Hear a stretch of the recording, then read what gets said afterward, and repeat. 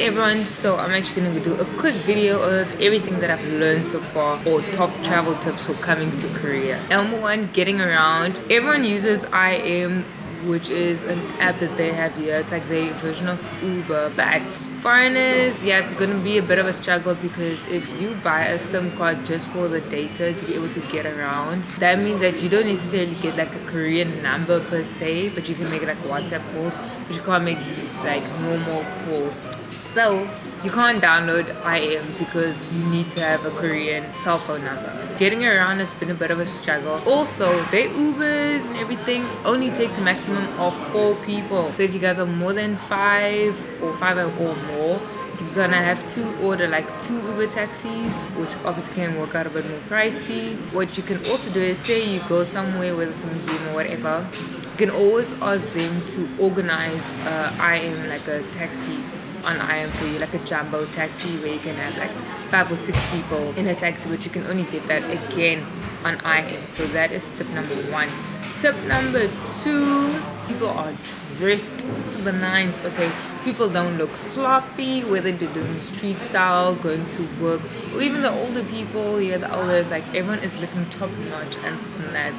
The way the people dress in K-dramas, full on, no lie, that's how they roll. That is just like the standard, the norm. Also, the food, better than what it looks like. Very, very spicy. Lots of flavor. Like I had this morning, for the first time, I had chicken for breakfast. Korean fried chicken, that is.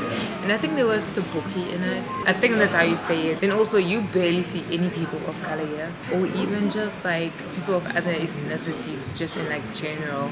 So this really is a country where do not be alarmed or like shy about like you, like the only one who looks like you. But our encounters have been very nice, very welcoming, warm, and this is just across the board, so they are quite friendly. So don't let that deter you from coming here. Number 5, Gangnam is where you want to be if you want to get some, plastic surgery done. There's so many practices here. Like I heard about it's like a Santon, a Cape Town CBD, the Camps Bay of Seoul, and you can see it. The shops that are here, the way people dress, but also the amount of plastic surgeries. Bam! If I'm talking about like almost every, especially now in Gangnam, almost every street has like at least 2-3 like plastic surgery practices, like, and you'll see it in the street. I'll try and like insert a video here, but there's that. There are so many churches here. The amount of churches that we've seen since we've been here, it's like, and this is now the whole, because we went to Goyang yesterday, we went to Suwon on Monday. On the highways, as we're driving through like the city, everywhere you'll just see so many crosses. Like there's so many churches. Speaking of, we're actually gonna go to a church today. Looking forward to it. We're gonna go to the Full Gospel Church in Yodo. Again, I'll insert it in there.